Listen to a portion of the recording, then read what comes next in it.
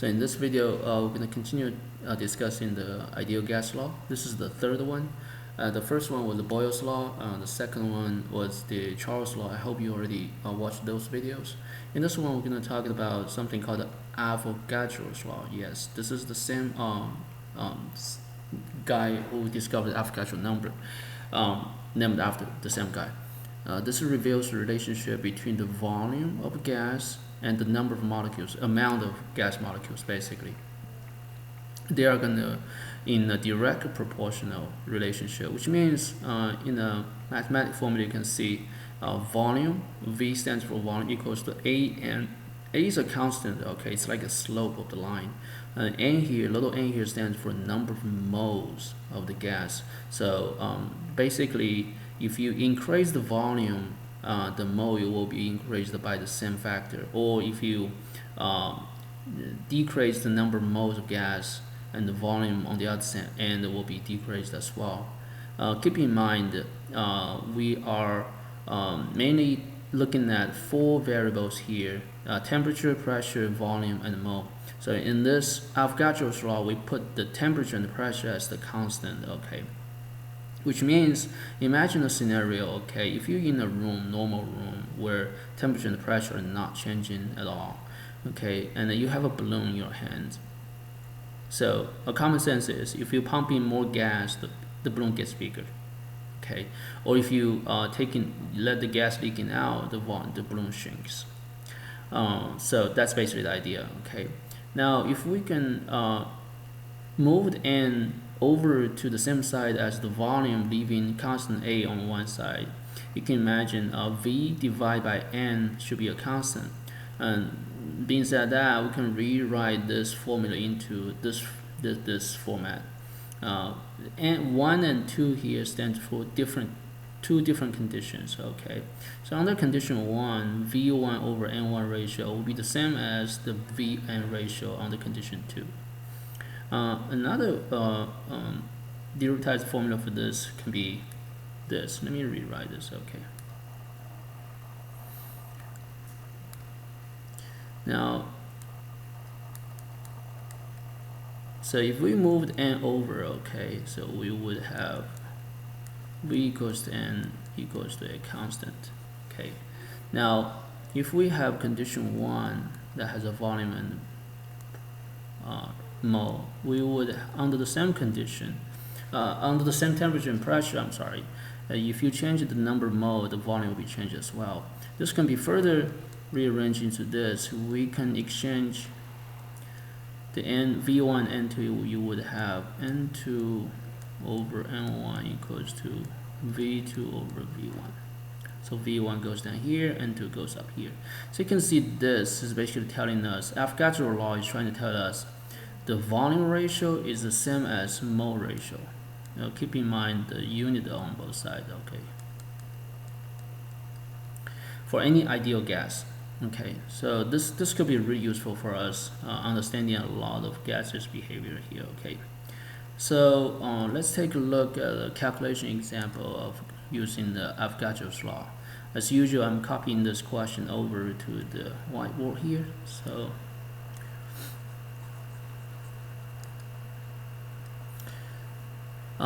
suppose we have a 12.2 liter sample containing 0.5 mole of oxygen gas, O2, at the pressure of 1 atm and temperature of 25 Celsius degree. So this is trying to describe you a gaseous oxygen, and gives you everything. Volume 12.2 liters, that's a volume, containing 0.50 mole. The mole symbol is going to be N. At the temperature and pressure of 1 atm, P equals to 1 atm, and the temperature of 25 Celsius degree. So try to write down all of the items you've seen so you don't have to go back and reread it again, okay? If all of the oxygen gas is converted to ozone gas, O3, so O2 converted to O3 according to this chemical formula, okay? At the same temperature and pressure. So here we can say temperature and the pressure are not going to be affecting our calculation because the temperature and pressure are constant here. What will be the volume of the ozone gas? So we're trying to find the volume again. So in order to distinguish these two volumes, okay, let's say this is V1, this is V2. And this 0.50 mole is the mole under V1. So let's say this is N1. Oops, are we missing something? So typically if we have N1, N2, and V1, N1, and then N2, we can find the V2, right? So using the formula here, V1 over N1 equals to V2 over N2. If there are 4 possible variables, we need to know 3 of them in order to find out the V2. But what is N2 here? Apparently there's a key information we haven't used it yet, which is this chemical formula. Now to be precise, okay, the 12.2 liters we start with was the oxygen gas. N1 equals to 0.50 mole of oxygen. Now after this conversion, 3 mole of O2 convert into 2 mole of ozone. How many mole of ozone do we have?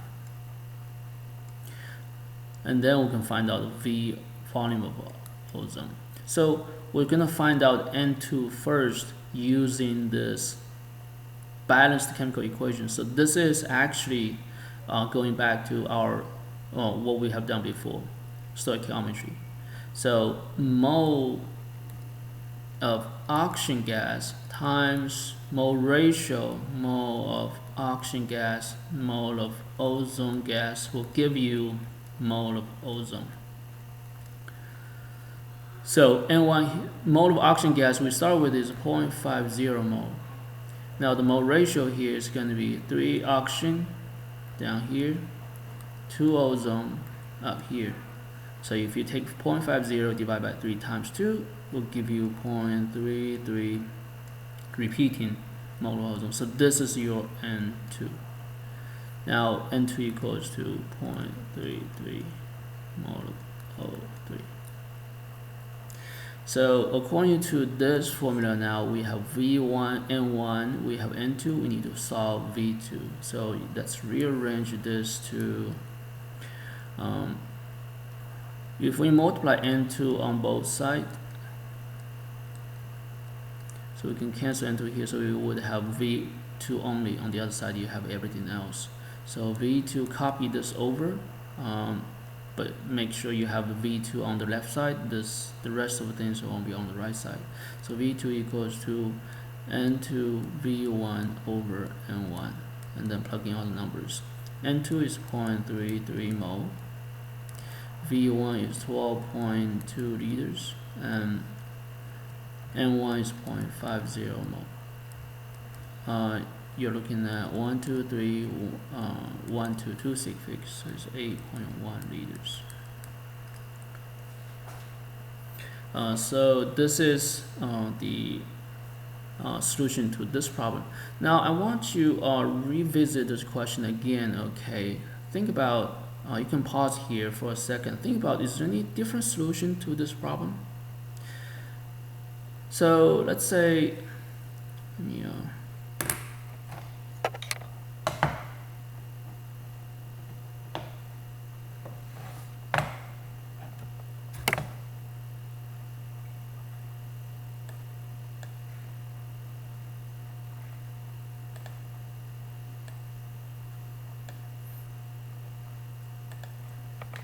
the other different solution will be like this, okay? So basically, the question is trying to tell you this. Let me rewrite this, okay. You start from 0.50 mole here, 12.2 liters here. So how many liters do you have over the other side? The relationship you have here is 3 to 2. We've been saying this. This ratio is mole ratio.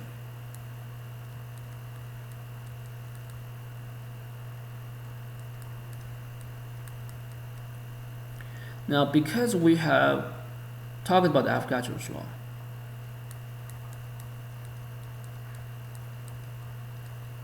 and then we have rearranged this into this.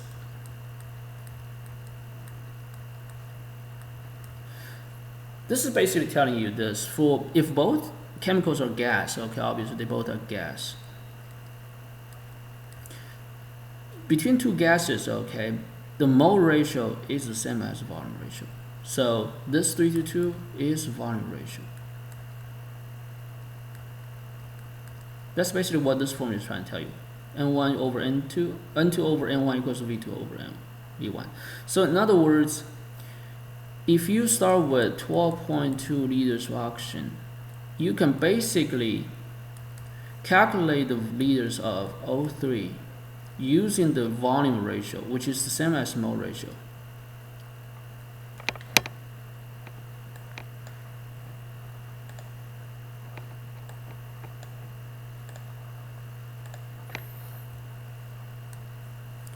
Down here you can have liters of O2, then up here you can have liters of O3. Now this ratio is basically directly coming from this 2O3 and 3O2. So if you start from 12.2 liters of oxygen, O3 volume will be 2/3 of that, and 3 sig figs, 8.12 liters. Okay, think about this second solution, okay? Especially this mole ratio is the same as volume ratio. Sometimes it could be really useful and simplify your solution to the problem.